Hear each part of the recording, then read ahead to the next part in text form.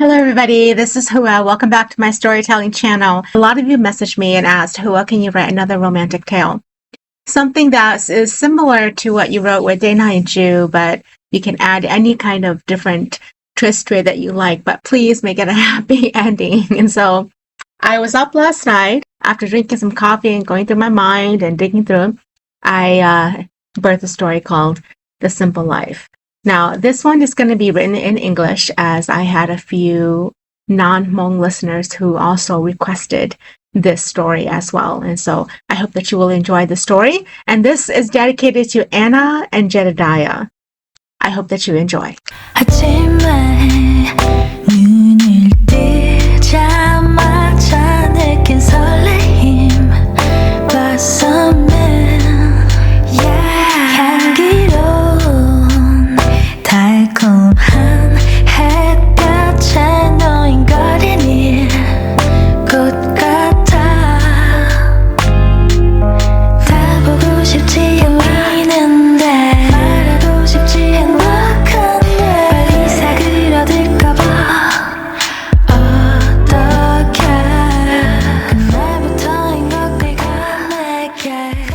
Father, are you really asking me to do this?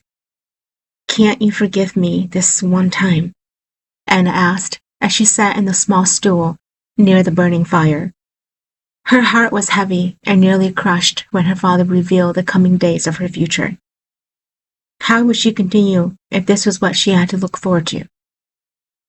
Anna, you chose this yourself, her father said as he looked away from her.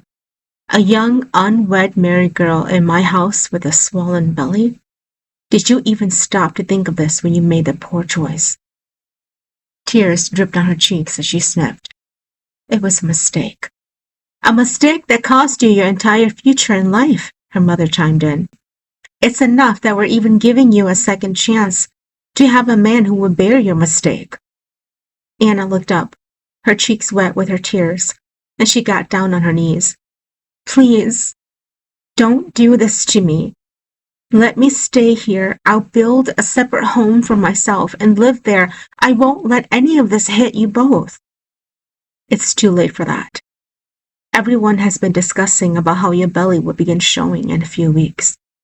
Do you think that boy that laid with you even cared when you buried your pride and walked to ask him to take responsibility for you? He told the entire world you had no idea who the father of the baby was, so you decided to grab him because he was handsome. What a shame, her father cried. I had high expectations of you. I sent you to school when no one else got the chance. Anna felt her heart break with her father's words. She shut her eyes, feeling the world close around her and cloaking her ability to breathe.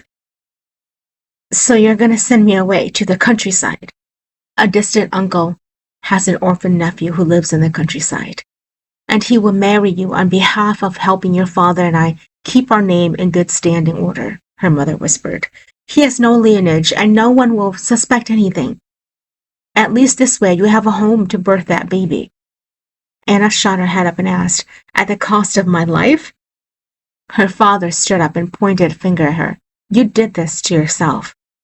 If you want to be mad at anyone, look at your own reflection, Anna. I will not allow such an abomination to be born inside my home. Crying, she whispered, But it's coming from me, your own daughter. How can it be an abomination? It is, her father said in a serious tone. You will marry the country boy, go live in the mountains, and forget that you ever had a life worth living. Pack your bags. You leave tomorrow morning.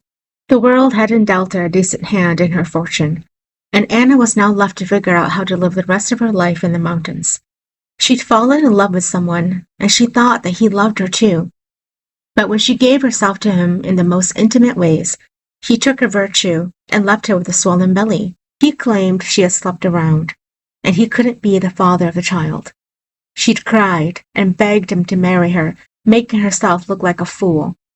But he denied her entrance into his home. With nowhere to turn, she had no choice but to tell the truth to her parents. Disappointed, to the countryside to marry a man she'd never met. Anna thought about her school and how close she was to graduating and becoming a teacher. It would now be a dream that she would never touch. How pitiful for herself and her choices. She never expected to be in this position, and the more she thought of it, the angrier she became. How could he deny her when he knew the child was his? How could he? What gave that man more right than her? The anger filled her heart and soul, making it impossible for her to breathe. Anna got up and walked down the hill, making her way to his garden. The villagers were already whispering about her, and she felt her ears get hot from the gossip. When she reached the garden, Pong was seducing a young maiden with such beautiful sonnets and gazing into her eyes. "He's a liar," Anna said loudly. "He'll sleep with you and then dump you." The girl looked up at her and then Pong, standing and leaving them both. She walked to where he stood, anger clearly visible in his eyes. "What are you doing here?" "I thought I was clear," Pong said. "You were, but I just don't understand why you're denying this child. You are the father." Pong laughed and shook his head. "Go home, Anna. It's embarrassing, really. Go home. If you need to, go hang yourself then. I'm not going to marry you, ever. I've already had you, and you're not that good."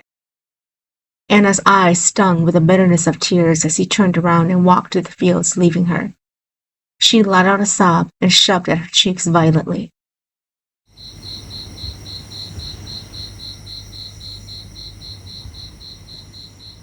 The morning sun was already high when Anna was finally packed and ready to go. Her father was nowhere in sight, and she had expected him to be absent. She put the last bundle of clothing into the small wagon and climbed in. Her mother slipped a copper bracelet on her wrist.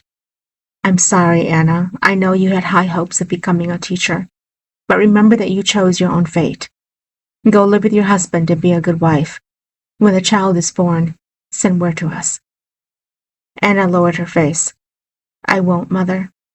I will leave you and Father with no sign or remembrance of me. You also chose your own fate by pushing me out of your home, so I will walk away without needing either of you." Tears dropped down her cheeks and she cleared her throat, looking forward to the path of her new life. She rode in the wagon for 3 hours, feeling the hard seat making it uncomfortable for her to sit. The sun was hot, bearing down on her, and she took a small sip of water from the bamboo pipe she'd gathered for herself. And then suddenly the wagon stopped and the driver came around to her. "What's going on?" she asked. "From here on out, it's on foot.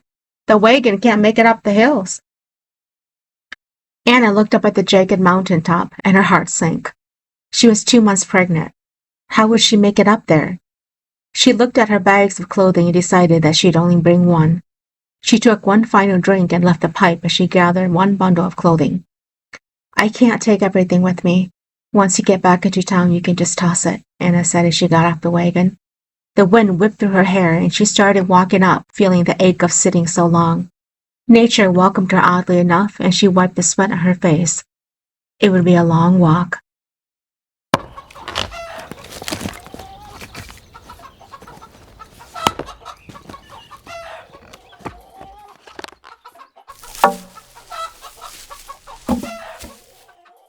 Jedidiah dropped the load of logs by the shed and wiped the sweat on his brows. His long hair was tied to keep from falling onto his face, and he wore all black, making the heat expand on his body. His muscled arms and chest was covered in sweat as he finished his duty. She was coming today. His bride. His uncle had come to his house a few days ago, telling him of a strange tale. A girl from the village down south had become pregnant and abandoned, and her parents were going to kick her out of the house. He had no wife, and he had no one to help him. His uncle had struck a deal to bring her to him, and since he had no money for a bride, it would be perfect, because she came with no expectations from her parents. They wanted nothing but for her to be gone so she couldn't bring shame to their house. She was pregnant with another man's child, but she was someone who would be able to help him. Jedidiah didn't know why he agreed. He felt sad for her, a poor girl who had nowhere to turn. He looked up at the sun and wondered where she was. He threw the last log onto the pile, prepared for the night's fire, when he heard what sounded like feet against leaves. He hurried down the hill from his home and looked at the jagged path down below. He saw a young woman wearing a white blouse and a brown skirt. She was carrying a small bundle of clothing on her back as she struggled to climb. He felt his heart sink as he wondered how she'd come this far up carrying a child in her womb. He rushed down and she looked up, frightened as she jumped backward and lost her footing. As she slipped, he reached out and gathered her into his arms, holding her against him as her lips broke into a scream. Once he steadied her, she looked up at him with the most amazing set of brown eyes he had ever seen. Her parted lips were begging to be kissed, and her cheeks were flushed. Her long black hair was braided down her back, and small strands were pressed flat against her forehead. "Are you okay?" he asked. "Who are you?" she wondered. "Anna?" he asked. Her eyes widened. "Anna, are you Anna?" She softened her gaze. "Yes. I'm Jedidiah. I'm your husband." She relaxed in his arms, and then he realized he'd been holding her. He gently let her go and stepped aside. "I wished I knew you were coming like this. I'd have met you and helped you up." "It's okay," she said. "I'll be fine. Are we almost to your house?" Nodding, he said, "Yes, it's just up there." He reached and took the bundle of clothing from her. He gathered his courage and walked ahead. She followed, and he felt a sense of awkwardness bite him as he had no idea how to talk to her. What would he say? She was so beautiful, and he hadn't expected that. No one told him she would make his heart beat this way. And how could no man want her? When they reached the top, he opened the door to his home and she walked in, looking around. It was nothing really, just a place to keep a roof over their head. She walked to sit down on the bamboo bed, and he rushed to get her a cup of water. He put her bag down beside her and stepped back. The silence was thick enough to cut through the air. "Jedidiah?" she asked. "Yes." She cleared her throat. Why would you agree to this, Jedidiah?" He shrugged. "I don't know. I just wanted to help you out. I've lived a very simple life, and no one has ever lent me a hand. So I thought I could do some good." He watched as fresh tears filled her eyes, and then he stepped forward, almost hurting when he saw her cry. But he kept his distance because he didn't want to scare her. She wiped her eyes and cleared her throat, getting her emotions under control. "I'm a city girl, Jedidiah. I don't know anything about living in the country. I don't farm, I don't cook, and I don't kill chickens." He smiled. "It's okay. I can teach you." "I'd rather not learn," she said with a thick tone of annoyance to her voice. "Okay," he said silently. "I can take care of it then. You just rest." Then he thought of something and asked, "Are you hungry? I did make some food. Actually, to complete our wedding rituals, I thought we'd do a soul calling and tie strings on each other. I'm still very traditional. I hope you don't mind." She didn't answer. He went to get the chicken, bowl of rice, and 2 plates to set on the table. And when he turned around, he pulled 2 strings from his waistband and walked to her. She looked up at him with hollow, empty eyes as he extended a hand. She didn't take it, and so he knelt down before her. He reached for her hand and placed a string around her wrist. "Today is a new day, and today is a new dawn. I, Jedidiah, take the hand of my wife Anna, and I call her to be mine in body and soul. My holy ancestors, recognize her as mine, and protect her as you do me. Hold her in safety when she dreams, and shield her when she walks," he whispered. He held the string for himself in his hands and turned it over and over. She finally reached out her hand, and he placed it into her palm. She took his large hand and put the string on his wrist. "Today is a new day. Today is a new dawn. I, Anna, take the hand of my husband Jedidiah, and I call him to be mine in body and soul. I come with no expectations, and will try my best to be the wife he deserves." He looked up at her and smiled, although she held a straight face. Anna watched as her husband worked the garden while she sat in the shade. It had been a few hours since she had arrived and had lunch. She looked around and let out a deep breath. This was really the countryside with nothing in sight. She would go crazy living here. What was she supposed to do with her time? She kicked a few pebbles on the ground, and tears again filled her eyes If her father was punishing her, he'd gone above and beyond. There was nothing more painful than this kind of punishment. But at least he was kind to her and easy on the eyes. He hadn't touched her since he tied the string on her hand. He'd left her alone and worked his garden. She got up to stroll when she heard someone call out his name. "Jedidiah! My mother asked me to bring you some sweet cakes we made." Anna watched as a pretty girl about the same age as her walked up the mountain path. But her smile faded when she saw Anna standing there. Jedidiah set the hoe down and walked to her, reaching out a hand to take the bowl from her. "Who is that?" she asked. He turned to her and then he smiled. "That's my wife." The girl's face paled and she stepped backward. "Your wife? You got married?" Turning to her, he replied, "Yes, I did. She just arrived today. Will you let your parents know? Thank you for the cakes." He walked toward her and the girl stood there dumbfounded for a moment before she left. When he reached her, he handed it to her. Anna took it and opened it. Inside were some red and green sweet cakes, and the smell made her turn away. His face broke into concern as he took the bowl from her and touched her shoulder. "Are you okay?" he asked. She nearly gagged. "I'm fine. It's the smell. I'm not sure why it's offending me." He set the bowl away from her and grabbed a cup. He filled it with water and handed it to her. She took it and drank it, calming her nerves and stomach. "Who is she?" Anna asked. "Oh, she lives nearby with her family and has been visiting for a few years now. Her name is Paik." "I think she likes you," Anna said. Laughing, Jedidiah replied, "Nonsense. She's just a girl who visits every now and then. Besides, I don't like her, and that's what matters. Are you well enough for a walk? I'd like to show you around the home." Nodding, she said, "I think a walk will do me good." The land that Jedidiah owned was big, covering almost 10 acres of land high up in the mountains. He'd planted numerous crops, but what got her to smile was a field of wildflowers. When they arrived, she let out a long breath and covered her cheeks with her hands.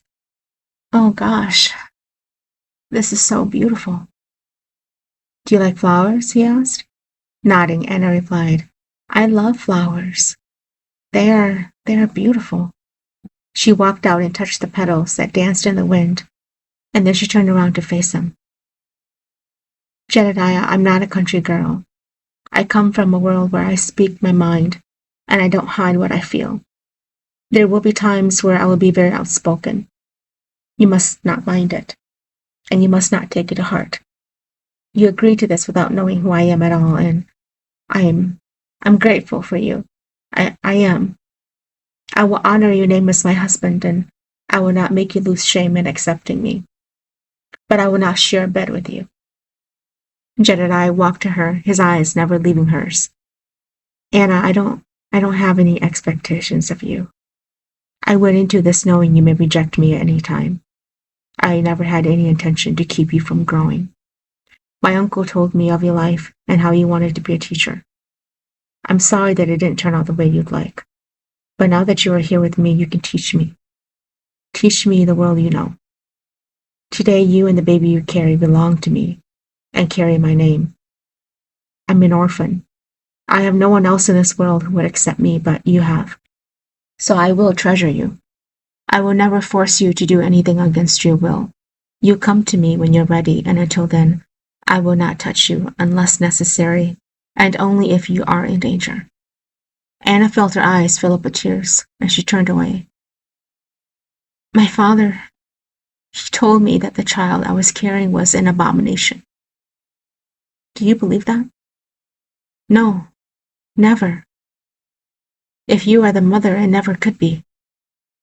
Sobbing, she turned to him. "How can you be so gentle with me? And you're a stranger. And my own parents, they've damaged the love I've felt for them. How is that possible?" He reached her and asked, Can I wipe your tears?" She sobbed and threw herself into his arms. He held her, holding the back of her head in his hands, listening to her cry. When she exhausted herself and he felt her lose her balance, he picked her up in his arms and walked home. "You must be Jedidiah's dear wife," Anna looked up from where she sat in the front of the house and saw the middle-aged woman making her way up the mountain with a plate in her hands. She had a bright smile, and the young girl from yesterday was trailing behind her. I'm Mai. Our family lives down the mountain from Jedidiah. My daughter Paik delivered some rice cakes, and she mentioned that Jedidiah had gotten married. Anna stood and walked to them, giving them a smile. Hello, welcome. The woman looked at her plain dress and said, You're not from the countryside, are you? No, she's not, Jedidiah said, as he made his way toward them with a basket of cucumbers. He set it down and came to stand with her. Hi, Mai. Paik. Thanks for coming to see us. We heard the good news, Mai said with a smile. Congratulations, Jedidiah, and welcome.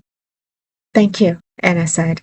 Jedidiah took her hand, and Anna saw Paik's gaze to their entwined hands. Anna comes from the village. She is educated and knows a few different things than we do. But we are in love. Mai smiled. It's wonderful. She handed the plate over. We made some treats for the kids and brought some to share with you too. Anna let his hand go and took the plate from her. Thank you. Can I offer you both some water? No, Mai said as they started backing away. We have to return, but please come visit us when you have time. Thank you, Jedidiah called out as they left. He turned to her, and the light in his eyes faded. I'm sorry. I touched you without asking. She shook her head. It's okay. Should we have some? She walked back to sit and opened the bowl. As soon as the smell hit her, she ran to the side, gagging, and emptied her stomach. She felt his hands reach for her hair, pulling her strands back, and he had a towel ready for her as she stood. What's wrong? He asked. I think it's the pregnancy sickness. There are some smells I used to like, but now I can't stand them anymore. And then before she could speak another word, she was again dry heaving on the ground. He wiped her mouth and helped her to stand up when she fell against him. He picked her up and carried her inside the house. I don't know much about babies, but I think Mai does. Are you okay if I go visit her real quick? See if she has something for you to calm down your nausea? He asked. Feeling restless, Anna replied, Yes. Come back soon? She's pregnant, Mai said as Jedidiah reached her doorsteps. Oh, how far along is she? Jedidiah didn't answer as he forgot to even ask, but he replied, Early. He assumed so since she wasn't showing. Mai's face broke into a smile as he reached for a few herbs growing on the side of the house. Steam these with some eggs for her to eat and she'll be fine and dandy. I thought she looked a little pale when I saw her. I'm so happy for you, Jedidiah. When he made his way back up to the house with the herbs, his heart was pounding as he thought about becoming a father. He never knew his parents. They had perished in the Mekong River when they were running toward Thailand. He was raised by his uncle, who was a distant cousin of his mother, and although he loved Jedidiah the best he could, life had been rough. He was bullied by his cousins and had little to eat while growing up. He never had friends and often was very lonely. When he finally was old enough to move out and build himself a home, he worked day and night, paving his own path before he could buy the land he had right now. Although his uncle had been proud of him, his aunt had cursed him because his life had turned out to be better than her own son's. And now he was going to be a father soon, and although frightened, he also felt happiness. He could finally have a family of his own. Jedidiah arrived to find Anna sleeping soundly, not on her bed, but his. She had one arm over her forehead and one over her waist, her body slightly turned. He set the herbs down and walked to pull the blanket over her, when she moved and the front of her shirt slipped lower, revealing the curve of her bosom. He sucked in a breath and turned away as she moaned and woke. He left her and hurried to gather the herbs together as she sat up, rubbing her eyes. You're back, she said. Yeah, he mumbled. He turned toward her and handed her the herbs. Mai said to steam these with eggs and you'll be fine. Anna took them from his hands. Thank you. And then she realized where she was. Oh, I am sorry. I didn't mean to fall asleep on your bed. I was waiting and got exhausted. Don't worry about it. I'll be in the garden. He left before she could look at him again with those big eyes of hers. As soon as he was outside of the house, He let out a big breath and nearly fell to his knees. Dear Lord, what had gotten into him? The days together suddenly became a routine for them. Jedidiah got up at the crack of dawn, and Anna didn't get up until hours later. She would take a walk and come back to write in her journal. He'd work in the fields and then return to make lunch. They ate in silence, and each would return to their own corner of the home. Anna's belly began to grow each day, and the herbs that Mai sent helped keep her morning sickness down. She was exhausted and felt as if sleep wasn't enough. Jedidiah remained in his own place, keeping his mind occupied with the labor and preparing for the colder days to come. One afternoon, Anna came to Jedidiah, and he realized that she was wearing one of his shirts. He was hands deep in pulling out potatoes, and he paused, looking at her like he'd seen a ghost. I'm sorry, she said as she tugged at the hem of the shirt. I have outgrown all of my own shirts, and I can't fit into anything. I was wondering if I could send word from my mother or sister to bring me some fabrics so I could sew some clothes for myself. Jedidiah ran a hand through his hair. Yes, of course. I'm sorry I didn't think anything like that for you. For the meantime, though, please go ahead and pick anything of mine to wear. It looks prettier on you anyway. Smiling, she said, Well, I feel as big as a cow. No, you look beautiful. And then when he realized what he'd said, he looked away and coughed. I'll get that letter sent out to your mother, if you write it for me. And there's going to be a small festive here for us country folks in about 2 days. And sometimes folks come to sell stuff too. We can always go and look. And his face lit up. Really? A festive? How exciting. I haven't gone to one in a long time. Thank you. I'm grateful, really. The festive turned out to be a mere 4 vendors selling crops and a few fruits on the side of the road. Anna felt as if this would make her go insane. She'd been so excited, and when she showed up, her heart was crushed at the sight of what waited for her. There was hardly anything worth applauding about this, but the townsfolk were pretty happy.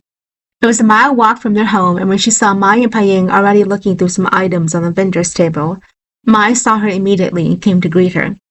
Hello, Anna. How are you doing? You're glowing. Pregnancy agrees with you.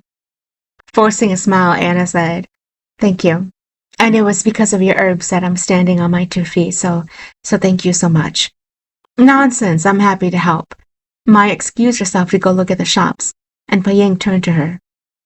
How come you don't ever smile at Jedidiah? Anna turned to her, shocked. What? You. You never smile at Jedidiah. He's always the one smiling at you while you look like you've been hit by a bus. You don't love him, do you? Paik, Jedidiah said as he came to stand beside Anna. Your mother is calling you. Paik gave Anna a cold stare before she left.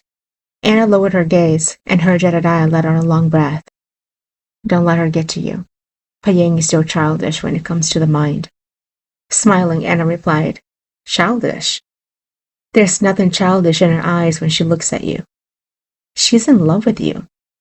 She can be all she wants. What matters is that it's not the same thought of the person she's looking at. Anna turned to him. I don't understand you, Jedidiah. She's in love with you, and you're hanging around with me, some leftover that nobody wanted. He turned to her. I already told you. I'm not in love with her. She can choose to do whatever her heart wants. But if I don't like it, I don't have to react to anything. I'm happy with what I have. Even if you miss out on love? Anna whispered. Jedidiah turned to gaze at her. I determine what is love, Anna. And right now, I love where I'm at. Thank you for tuning in to Chapter 1. Chapter 2 will be out shortly.